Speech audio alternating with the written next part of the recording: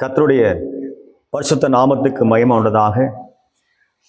என் அன்பான தேவனுடைய பிள்ளைகளே, இந்த அருமையாக நல்ல நாளுக்காய் தேவனை ஸ்தோத்தரிக்கிறேன். இந்த நாளிலே குருத்தோலை ஞாயிறுன்னு சொல்லி பல இடங்களிலே கொண்டாடி கொண்டிருக்கிறார்கள். இந்த நாளில் கூட ஆண்டவராக இயேசு கிறிஸ்து கழுதை மேலே பவனி வந்தாருன்னு சொல்லி அநேக இடங்களில் பேசப்படும் ஒரு செய்தியாக நாளில் காண்கிறோம். இந்த நாட்களில் அது குறித்து ஒரு சில வேத வசனத்தின் மூலமாய் சில காரியங்களை பகிர்ந்து கொள்ள விரும்புகிறேன். அன்பான தேவனுடைய பிள்ளைகளை, நாளில் இயேசு கிறிஸ்து கழுதை மேலே பவனி வரும் பொழுது எல்லாரும் ஓசன்னான்னு சொல்லி ஆர்ப்பரித்தார்கள் சொல்லி வாசிக்கிறோம். யோவான் சுவிசேஷ புஸ்தகத்திலே 12ஆம் அதிகாரம் அதிலே 13ஆம் வசனத்தை நீங்க வாசிக்கும் போது, குருத்தோலைகளை பிடித்துக்கொண்டு அவருக்கு எதிர்கொண்டு போக புறப்பட்டார்கள். ஓசன்னா கர்த்தருடைய நாமத்தில் வருகிற இஸ்ரவேலின் ராஜா ஸ்தோத்திரிக்கப்படத்தக்கவர் சொல்லி அங்கு ஜனங்கள் ஆர்ப்பரிக்கிற சத்தத்தை நாம் பார்க்கிறோம். கர்த்தருக்கு ஸ்தோத்திரம் உண்டாவதாக. இந்த ஒவ்வொரு ஆண்டுகளும் இந்த குருத்தோலை நாளிலே இந்த வசனத்தை தியானிப்பது வழக்கமாக இருக்கிறது. ஆனாலும் கூட அருமையானவர்களே, அங்குள்ள ஜனங்கள் இயேசு கிறிஸ்து எருசலேமுக்குள்ள வரும் பொழுது அருமையான கட்டி கிடந்த கழுதையை அவிழ்த்து வர ஆண்டவர் சொல்லி அந்த கழுதை மேல் உட்கார்ந்து அந்த எருசலேமுக்குள்ள வரும் பொழுது அருமையா அங்குள்ள ஜனங்கள் எல்லாரும் என்ன செய்தார்கள் என்றால், துணிகளை எல்லாம் தெருவில் விரித்து மரக்கிளைகளை வெட்டி கீழே போட்டு ஆண்டவர் இயேசுவை பார்த்து எல்லாரும் ஓசன்னான்னு சொல்லி ஆர்ப்பரிக்கிற சத்தத்தை நாம் பார்க்கிறோம். ஹல்லேலூயா. கர்த்தருடைய பரிசுத்த நாமத்துக்கு மகிமையுள்ளதாக. இந்த நாளிலே ஓசன்னான்னு சொல்லும் போது நிறைய இடங்கள்ல ஓசன்னான்னு நிறைய பாடல்களை பாடிக்கொண்டிருக்கிறோம். ஓசன்னான்னு சொல்லி இயேசு ராஜா முன்னே செல்கிறார் அப்படின்னு சொல்லி ஓசன்னா கீதம் பாடுவேன்னு சொல்லி அந்த ஓசன்னான்ற வார்த்தையை ஒரு பாடல் கீதமாக நினைச்சு பாடிக்கொண்டிருக்கிறோம். கர்த்தருக்கு ஸ்தோத்திரம் உண்டாவதாக. அன்பான தேவனுடைய பிள்ளைகளை, ஓசன்னான்ற வார்த்தை அது ஒரு எபிரேய ஒரு வார்த்தை. கர்த்தருக்கு ஸ்தோத்திரம் உண்டாவதாக. கோசியாஸ் நா அப்படின்னு சொல்லுவார்கள்.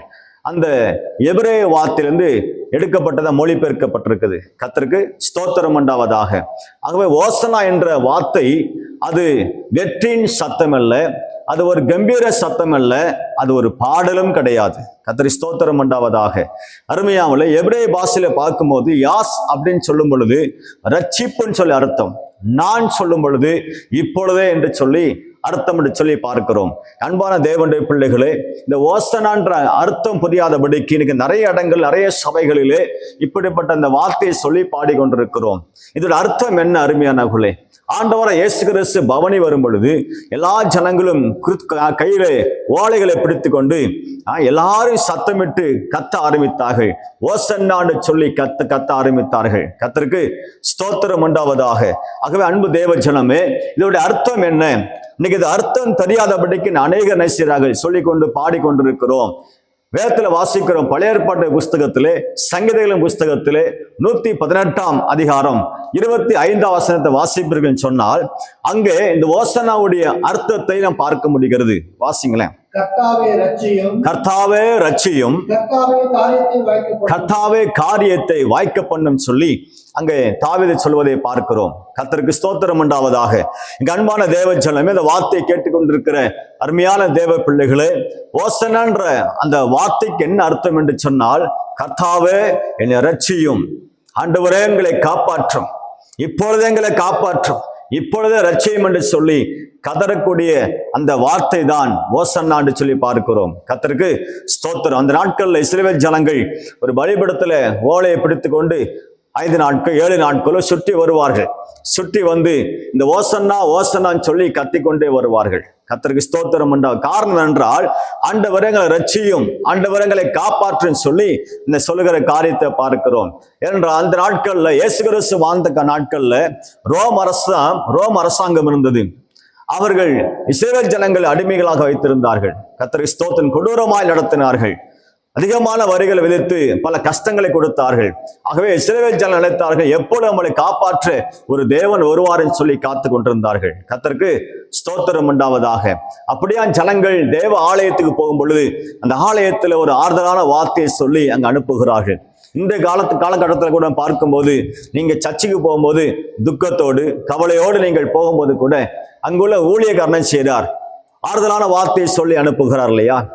கவலைப்படாதீங்க, கர்த்தர் உன்னோடு கூட இருக்கிறார், நீ போக மட்டுமெல்லாம் கர்த்தர் உன் கூட இருக்கிறார், கலங்காத திகையாதன்னு சொல்லி இப்படிப்பட்ட வார்த்தையை சொல்லி தேற்றி அனுப்புவது போல அந்த நாட்கள்ல அருமையாகலே அன்பு தேவ பிள்ளைகளே, இஸ்ரவேல் ஜனங்கள் தேவனுடைய ஆலயத்தில் வரும் பொழுது துக்கத்தோடு வரும் பொழுது இந்த வார்த்தையை சகரியா 9ஆம் அதிகாரம் 9ஆம் வசனத்தை உள்ள அந்த வார்த்தையை சொல்லி ஜனங்களை தேற்றி அனுப்புவார்களாம். சகரியா 9ஆம் அதிகாரம் 9ஆம் வசனத்தை படிங்களேன். சீயோன் குமாரத்திகளே மிகவும் களிக்கூறு, எருசலேம் குமாரத்தியே கம்பீரி, இதோ உன் ராஜா உன்னிடத்தில் வருகிறார், அவர் நீதி உள்ளவரும் ரட்சிக்கிறவரும் தாழ்மை உள்ளவரும் கழுதையின் மேலும் கழுதை குட்டியாக மறியின் மேலும் வருகிறவருமாய் இருக்கிறார். ஹல்லேலூயா, கர்த்தருக்கு ஸ்தோத்திரம் உண்டாவதாக. இப்படிப்பட்ட வார்த்தையை சொல்லி ஜனங்களை தேற்றி ஆற்றி அனுப்புகிறார்கள். நீங்கள் கவலைப்படாதீர்கள், ஒரு ராஜா வருவார், ஒரு தேவன் வருவார், ஒரு மீட்பர் வருவார். அவர் எப்படி வருவார் என்றால் கழுதை மேல பவனி வருவார் சொல்லி ஜனங்களுக்கு ஆறுதல் சொல்லி அனுப்புவார்கள். கர்த்தருக்கு ஸ்தோத்திரம் உண்டாவதாக. இந்த வார்த்தையை பாருங்க, இயேசு கிறிஸ்து உலகத்தில் பிறப்பதற்கு 500 ஆண்டுகளுக்கு முன்பாக சகரியா என்ற தீர்க்கதரிசி மூலமாய் எழுதி வைக்கப்பட்ட இந்த வேத வார்த்தைகள். கர்த்தருக்கு ஸ்தோத்திரம் உண்டாவதாக. 500 ஆண்டுகள் முன்பாக எழுதப்பட்ட அருமையான அந்த வார்த்தைகள் தொடர்ந்து ஜனங்கள் அப்படியே விசுவாசித்து நடக்க ஆரம்பித்தார்கள். என்றைக்காவது ஒரு நாள் நம்முடைய தேவன், எங்களை ரட்சிக்கும் தேவன், எங்களை காப்பாற்றக்கூடியவன், இந்த ரோம அரசாங்கத்திலிருந்து இந்த ரோம ராஜ்யத்தில் நம்ம எப்படியாவது மீட்டெடுப்பாரு சொல்லி நாலு ஜனங்கள் விசுவாசத்தோடு காத்திருந்த அந்த காலகட்டத்தில் தான் அருமையானவர்களே ஆண்டவராய் இயேசு கிறிஸ்து உலகத்துல அருமையானவர்களே பிறந்து வளர்ந்து எருசலேமுக்குள்ளே பிரவேசிக்கும் போது அந்த கழுதையை கட்டி கடந்த கழுதையை அவிழ்த்து வர சொல்லி அந்த கழுதை மேல் ஏறி உட்கார்ந்து ஆண்டவராய் இயேசு அந்த எருசலேமுக்குள்ளே பவனி வரும் பொழுதுதான் அந்த ஜனங்கள் கண்டார்கள். கர்த்தருக்கு ஸ்தோத்திரம் உண்டாவதாக.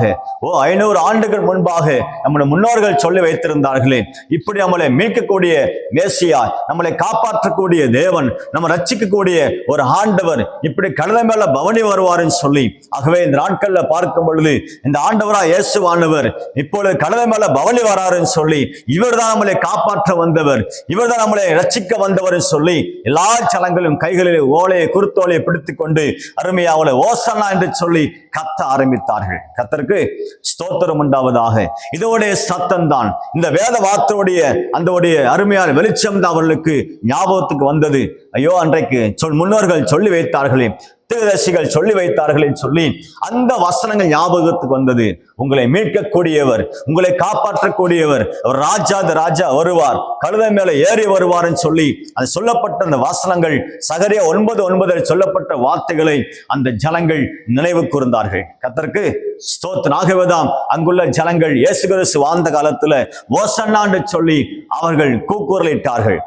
அது வெற்றியின் தொனி அல்ல, ஒரு அபாய தொனி. அது எங்களை காப்பாற்றும், எங்களை ரட்சியும், இப்பொழுது எங்களை காப்பாற்றும் சொல்லி ஜனங்கள் கதறினார்கள், கத்துகிறார்கள். இந்த நாட்கள்ல பார்த்தா அது ஒரு பாடலாய் பாடினோம், நம்ம ஆர்ப்பரிச்சு கொண்டிருக்கிறோம், மகிழ்ந்து கொண்டிருக்கிறோம். அது ஒரு துக்கமான ஒரு சத்தம், அது அபாய குரலான ஒரு சத்தம். அது கர்த்தருக்கு ஸ்தோத்திரம் உண்டாவதாக. நெருக்கத்தில் இருக்கிற ஜனங்கள், அருமையா கஷ்டப்பட்டு கொண்டிருக்கிற ஜனங்கள், நம் வாழ்க்கையில் எப்போது விடுதலை கிடைக்கும், நம்மளை காப்பாற்றுவது ஒரு தேவன் வரமாட்டாரன்னு சொல்லி அருமையானே அந்த காரியத்தை குறித்து ஜனங்கள் கதறும் பொழுதுதான் இந்த ஓசன்னான்ற ஒரு எபிரேய வார்த்தை சொல்லி அவர் கத்துகிறார்கள். கர்த்தருக்கு ஸ்தோத்திரம் உண்டாவதாக.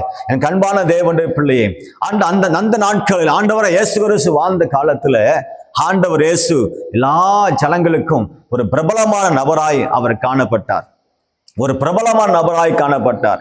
இப்ப எப்படி அநேகர் பிரபலமாய் கொண்டிருக்கிறார்கள். யூடியூப்ல பார்த்தா பிரபலமாகறாங்க, பட் கிரிக்கெட்ல பார்த்தா டோனி என்று சொல்லி சொல்லும் போதே எல்லாருக்கும் தெரியும். அது தெரியாத மனுஷன் யாருமே கிடையாது.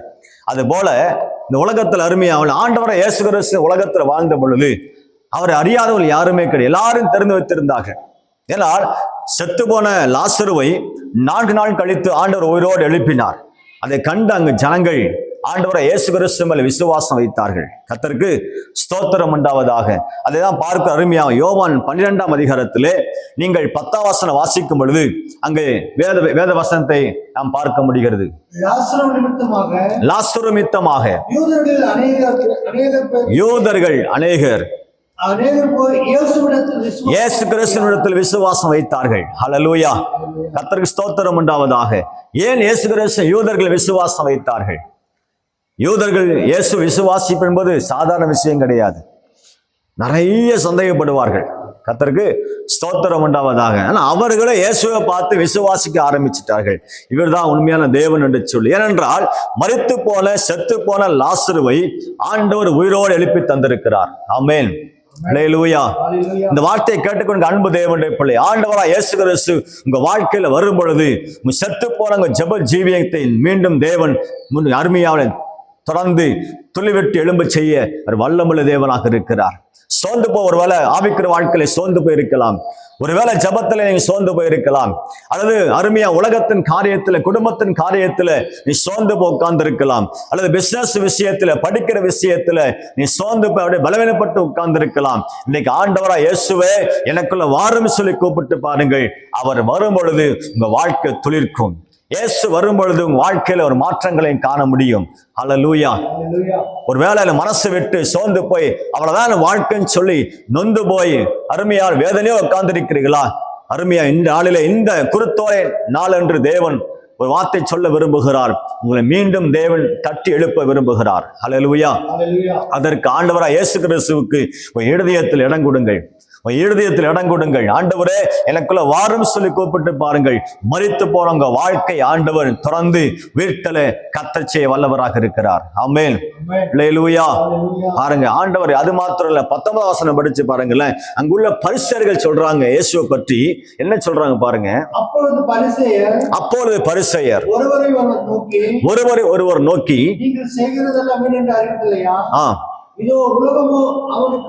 இதோ உலகமோ அவனுக்கு பின்சென்று. ஹல்லேலூயா. வார யாருக்கு பின்னாடி போகுதா? இந்த உலகமே ஒரு சில நபர் அல்ல, ஒரு கூட்ட ஜனம் அல்ல, ஒரு உலகமே அவர் பின்னாடி போகுதுன்னு சொல்லி அந்த பரிசேயர்கள் சொல்லுகிறார்கள். கர்த்தருக்கு ஸ்தோத்திரம் உண்டாவதாக. அன்பு தேவச்ச அப்படி ஆண்டவராய் இயேசு 2000 ஆண்டுகள் முன்பாக இந்த உலகத்துல வாழும் போது ஒரு பிரபலமான ஒரு மனிதராக, எல்லாரும் அறியப்பட்ட ஒரு தேவனாக அருமையான உலகத்துல வாழ்ந்தார். கர்த்தருக்கு ஸ்தோத்திரம் உண்டாவதாக. அன்பு தேவச்சனமே, மார்க் 11ஆம் அதிகாரத்துல நீங்க வாசிக்கும் போது இயேசு கிறிஸ்து எருசலேமுக்கு வருகிற காரியத்தையும், எப்படி கட்டி கடந்த கழுதை அவிழ்த்து கொண்டு வர சொல்லி கழுதை மேல உட்கார்ந்து பவனி வந்த காரியத்தையும் நீங்கள் பார்க்க முடியும். ஹல்லேலூயா. அல்லேலூயா. கர்த்தருக்கு ஸ்தோத்திரம் உண்டாவா. அது மாத்திரமல்ல, இந்த பரிசேயர்கள் மாத்திரம் அப்படி நினைக்கல, கிரேக்கர்கள் கூட அருமையானவர்களே இயேசு கிறிஸ்துவை பார்க்க ஆசைப்பட்டார்கள். ஏன்னா கிரேக்கர்களும் இயேசுவை பற்றி கேள்விப்பட்டிருக்கிறாங்க. ஆண்டவர் இயேசு இப்படி இருக்கிறார், இப்படி வாழ்ந்து கொண்டிருக்கிறார், இப்படி மரித்தவனை உயிரோடு எழுப்பினார், பிசாசை துரத்துகிறார், நோயை குணமாக்கினார், அதிசயத்தை செய்கிறார் சொல்லி இயேசுவை பற்றி கேள்விப்பட்ட கிரேக்கர்கள், இந்த கிரேக்கர்களும் இயேசுவை பார்க்க ஆசைப்பட்டார்கள். அல்லேலூயா. கர்த்தருக்கு ஸ்தோத்திரம் உண்டா. யோவான் 12ஆம் அதிகாரத்திலே 20ஆம் வசனத்தை வாசிக்கும் போது உங்களுக்கு புரியும். பண்டிகையில் ஆராதனை செய்ய வந்தவர்களில் சில கிரேக்கர் இருந்தார்கள். ஹல்லேலூயா. அந்த பண்டிகை பஸ்கா பண்டிகை அருமையா கூடார பண்டிகை வரும்போது கிரேக்கர்களும் அங்க வந்திருந்தார்களாம். அந்த நாட்கள்ல பண்டிகை நாட்கள்ல எங்க இருக்கிற ஜனங்களும் அந்த இடத்துல ஒன்றாய் கூடுவார்கள், ஒன்றாய் கூடி வருவார்கள். கர்த்தருக்கு ஸ்தோத்திரம் உண்டாவதாக. நார்மலா இருக்கிற நாள்ல 5% மக்கள் இருந்தாங்கன்னா, ஒரு 50% இருந்தாங்கன்னா, அந்த கூடார பண்டிகை நாட்கள்ல பஸ்கா பண்டிகை நாட்கள்ல அதே டபுளா ட்ரிபிளா அது மாறும். ஏனென்றால் பல ஜாதி மக்களும் பல ஆட்களும் அந்த இடத்துல ஒன்றாய் கூடி வருவார்கள். கர்த்தருக்கு ஸ்தோத்திரம். அது போலதான் இந்த கிரேக்கர்கள் புறஜாதியர்கள், ஆனாலும் கிரேக்கர்கள் இயேசுவை அந்த இடத்துல கூடி வரும் பொழுது இந்த இயேசுவை பார்ப்பதற்கு அவர்கள் ஆசைப்பட்டு போகிறார்கள், இயேசுவை சந்திக்கிறார்கள், இயேசு இடத்துல பேசுகிறார்கள். ஹல்லேலூயா. ஆனால் ஆண்டவர் இயேசு கிறிஸ்து பேசும்போது ஒரு முரண்பாடாக இருந்தது. ஆமென். அல்லேலூயா. அங்குள்ள ஜனங்கள் நினைத்தார்கள், ஓ நம்மளை காப்பாற்ற வந்த இந்த ரோம ராஜ்யத்திலிருந்து, ரோம அரசிலிருந்து நம்மளை காப்பாற்ற ஒருவர் வந்து விட்டாருன்னு சொல்லி மக்கள் மகிழ்ச்சியா இருக்கும் பொழுது ஆண்டவர் ஒரு வார்த்தை சொல்லுகிறார். ஜனங்களே, நான் உங்களை காப்பாற்றுவதற்கு ஒரு பக்கம் வந்தேன்னு சொல்லி நீ மகிழ்ச்சியா இருக்கிறீங்க, கத்துகிறீங்க, கோஷமிடுகிறீங்க, ஆனால் நான் உங்களுக்காக ஜீவனை கொடுக்க வந்தேன்னு சொல்லி ஆண்டவர் சொல்லுகிறார். ஹல்லேலூயா. கர்த்தருக்கு ஸ்தோத்திரம் உண்டாவது. ஆண்டவர் இயேசு கிறிஸ்து எதற்காக பவனி வந்தார்? எதற்காக கழுதை மேல ஏறி வந்தார்? ஒரு மனுஷன் குதிரை மேல வந்தான்னா யுத்தத்துக்கு போறான்ற அர்த்தம். ஆனா ஆண்டவர் இயேசு கழுதை மேல வருகிறார், சமாதானத்துக்குரிய அறிகுறி. ஹல்லேலூயா, ஹல்லேலூயா. குதிரை யுத்தத்துக்கு அருமையான அறிகுறி, ஆனா கழுதை சமாதானத்துக்கு, தாழ்மைக்கு, தாழ்ச்சிக்கு ஒரு அறிகுறி. கர்த்தருக்கு ஸ்தோத்திரம் உண்டாவதாக. ஆண்டவர் இயேசு பவனி வர காரணமே எல்லா ஜனங்களுக்காகவும் ரத்தத்தை சிந்தி சிலுவையை சுமந்து பாடுபட்டு மரிக்கணும்னு சொல்லிதான் வருகிறார். ஆமென். ஆனா இந்த ஜனங்க நினைச்சாங்க, நம்மளை காப்பாற்ற ஒருவர் வந்து விட்டார், ஆண்டவர் இயேசு வந்து விட்டார், இனி நமக்கு வாழ்க்கையில மகிழ்ச்சி தான், சந்தோஷம் தான் சொல்லி தொடர்ந்து கோஷமிட்டு கத்த ஆரம்பித்தார்கள். ஓசன்னா என்று கத்த ஆரம்பித்தார்கள். ஹல்லேலூயா. எங்களை காப்பாற்றும், எங்களை ரட்சியும் என சொல்லி அவர்கள் கத்த ஆரம்பித்தார்கள். கர்த்தருக்கு ஸ்தோத்திரம் உண்டா. நல்ல கவனிய வாசிங்க வசனத்தை. யோவான் 12ஆம் அதிகாரம் 24ஆம் வசனத்தை வாசிங்களேன். மெய்யாகவே மெய்யாகவே நான் உங்களுக்கு சொல்லுகிறேன், கோதுமை மணியானது நிலத்தில் விழுந்து சாகாவிட்டால் தனித்திருக்கும், செத்ததே ஆகில் மிகுந்த பலனை கொடுக்கும். ஹல்லேலூயா. ஆண்டவர் இயேசு இந்த உலகத்தில் எதற்காக வந்தேன் என்ற காரியத்தை அங்குள்ள கிரேக்கர்களுக்கும் அங்குள்ள ஜனங்களுக்கும் சொல்லுகிறார். நான் சாக வருகிறேன். கர்த்தருக்கு ஸ்தோத்திரம். ஆண்டவராய் இயேசு கிறிஸ்து உலகத்தில் நம்முடைய பாவங்களுக்காக, நம்முடைய சாபங்களுக்காக, நம்முடைய அருமை அக்கிரமங்களுக்காக ஆண்டவர் இயேசு சிலுவை சுமந்து மரிப்பதற்காக அவர் பவனி வந்தார். கர்த்தருக்கு ஸ்தோத்திரம். வேத வசனம் நிறைவேறணும் இல்லையா? தேவனுடைய வார்த்தை நிறைவேறணும் இல்லையா? வேதம் சொல்லுது, தேவனுடைய வார்த்தை, இந்த வானம் பூமியும் அது ஒளிந்து போகும், தேவனுடைய வார்த்தை ஒரு நாளும் ஒரு காலம் ஒளியாது அழியாதுன்னு சொல்லி வேதத்தில் வாசிக்கிறோம். அன்பான தேவனுடைய பிள்ளைகளே, வேத வசனம் தீர்க்க தரிசனம் எல்லாம் நிறைவேறணும் இல்லையா? தேவன் அப்படியே செய்தார். ஆமென். ஹல்லேலூயா. இயேசு கிறிஸ்து பிறப்பதற்கு முன்பாக 500 ஆண்டுகளுக்கு முன்பாக எழுதப்பட்ட தீர்க்க தரிசனம் அருமையாவுள்ள அன்றைக்கு நிறைவேறுகிறது. பவனி வந்தார். எதற்காக பவனி வந்தார்? நமக்காக சிலுவை சுமப்பதற்காக. ஹல்லேலூயா. நமக்கு ஒரு மறுவாழ்வை கொடுப்பதற்காக, நமக்கு மீண்டும் ஒரு புதிய ஒரு லைஃபை கொடுப்பதற்காக, நம்ம வாழ்க்கையில் உள்ள சாபத்தை மாற்றுவதற்காக, நம்முடைய வாழ்க்கையில உள்ள அக்கிரமத்தை நீக்குவதற்காக, நம்ம மேல உள்ள அருமையாமல் எல்லா விதமான காரியத்தையும், பாவத்தின் தோஷத்தை நீக்குவதற்காக ஆண்டவர் இயேசு உலகத்துல சொந்த ரத்தத்தை சிந்துவதற்காக இந்த உலகத்துல பவனி வந்தார். ஹல்லேலூயா, ஹல்லேலூயா. பாருங்க, ஜனங்கள் ஒரு பக்கம் மகிழ்ச்சி, ஆண்டவர் இயேசு வந்துட்டார், பவனி வந்துட்டார், ஆனா இவர் தான் காப்பாற்ற மகிழ்ச்சியா இருக்கும்போது அந்த மகிழ்ச்சி பாருங்க, 5 நாள் கழிச்சு இதே ஜனங்கள் அப்படியே மாறிவிட்டார்கள். என்ன சொன்னாங்க தெரியுங்களா? ஓசனா என்று கத்தினவர்கள், எங்களை காப்பாற்ற ஒரு தெய்வம் வந்துவிட்டார், எங்களை ரட்சிப்பதற்கு ஒரு ஆண்டவர் வந்துவிட்டார் சொல்லி கோஷமிட்டு கத்தின ஜனங்கள் 5 நாட்கள் கழித்து பார்க்கும் பொழுது அவர் வாயில் என்ன வார்த்தை வருது பாருங்கள். மத்தேயு 27ஆம் அதிகாரத்திலே 22ஆம் வசனம் வாசிங்களேன். பிலாத்து அவர்களை நோக்கி, அப்படியானால் கிறிஸ்து என்னப்பட்ட இயேசுவை நான் என்ன செய்ய வேண்டும் என்று கேட்டான். ஹல்லேலூயா. இயேசு கிறிஸ்துவை பிடித்து, அருமையை பிடித்த பிற்பாடு பிலாத்து மக்கள் மத்தியில இயேசுவை நிறுத்தி மக்கள் மத்தியில கேட்கிறார், இவர் என்ன செய்யட்டும் சொல்லி கேட்கும் பொழுது அருமையாவலே அந்த ஜனங்கள் என்ன சொல்றாங்க பாருங்க. அவனை சிலுவையில அறைய வேண்டும் என்று சொல்லி எல்லாரும் சொன்னார்கள். ஹல்லேலூயா. கர்த்தருக்கு ஸ்தோத்திரம் உண்டாவதாக. அன்பான தேவனுடைய பிள்ளையே, 5 நாட்களுக்கு முன்னாடி பாருங்க, எங்களை காப்பாற்ற ரட்சியம் சொன்ன அந்த ஜனங்கள், எங்களை காப்பாற்ற ஒருவர் வந்துவிட்டாருன்னு சொல்லி மகிழ்ச்சி அடைந்த ஜனங்கள் இன்றைக்கு சொல்றாங்க, இவரை சிலுவையில அறையும் என்று கத்துகிறார்கள். கர்த்தருக்கு ஸ்தோத்திரம். இந்த காலத்தை கூட அப்படிதான் அருமையானவர்களே, இந்த காலத்துல அப்படித்தான். ஒரு காலத்து நம்மளை புகழ்ந்து பேசுவாங்க, இவரை போல யாரும் இல்லை, இவங்களை போல யாரும் இல்லை, புகழ்ந்து பேசுற நபர்களே ஒரு சில காலங்கள்ல பார்த்தீங்கன்னா அப்படியே நமக்கு எதிராய் மாறி விடுவார்கள். இதுதான் உலகம். கர்த்தருக்கு ஸ்தோத்திரம். இயேசு கிறிஸ்து வாழ்க்கையில் அப்படி நடந்தது அருமையானவர்களே. ஆகவே இந்த குருத்தோலை நாளிலே என்ன சொல்ல விரும்புகிறேன்னு சொன்னால், அன்பு தேவ ஜனமே, ஆண்டவராய் இயேசு பவனி வந்த காரணமே நமக்காக ஜீவனை கொடுப்பதற்காக. ஹல்லேலூயா. கர்த்தருக்கு ஸ்தோத்திரம் உண்டாவதாக. இந்த உலகம் எப்படி வேணா பேசிட்டு போகட்டும், அதை பற்றி கவலைப்படாதீங்க, கவலைப்படாதீங்க. ஒரு நாட்கள்ல உங்களை பெருமையாய் புகழ்ந்து பேசுவாங்க, இன்னொரு நாட்கள்ல உங்களை இகழ்ச்சியாய் பேசுவாங்க, உங்களை திட்டுவாங்க, உங்களை அவமானப்படுத்துவாங்க. இதை பற்றி கவலையே படாதீங்க. ஏனென்றால் ஆண்டவராய் இயேசு கிறிஸ்து இதே வழி நடந்து வந்தார். ஆமென். இயேசுவை புகழ்ந்த அந்த நாவுகள் இன்றைக்கு இயேசுவை சிலுவையில் அறையும் என்று சொல்லுகிறது. கர்த்தருக்கு ஸ்தோத்திரம். அதை பற்றி இயேசுவானவர் கவலைப்படல. நீங்களும் கவலைப்படாதீங்க, தைரியமா இருங்க. நம்மை காப்பாற்ற, நம்மளை மீட்க, நமக்கு உதவி செய்ய, நம்மளை ஆசீர்வதிக்க ஒரு தேவன் வந்திருக்கிறார். ஹல்லேலூயா. எல்லாம் கண்களை மூடி ஜெபிப்போம். நல்ல பிதாவை, நல்ல வேளைக்காய் ஸ்தோத்திரம் ஆண்டவரே. கர்த்தாவே, இந்த குருத்தோலை ஞாயிறு அன்று ஆண்டவரே ஸ்தோத்திரம். ஆண்டவரா இயேசுவானவர் இந்த கழுதை மேல பவனி வந்தாருன்னு சொல்லி பார்க்கிறோம் ஆண்டவரே. ஆகவே இந்த நாட்களிலே ஆண்டவரே ஸ்தோத்திரம், இயேசுவானவர் பவனி வந்தது ஆண்டவரே.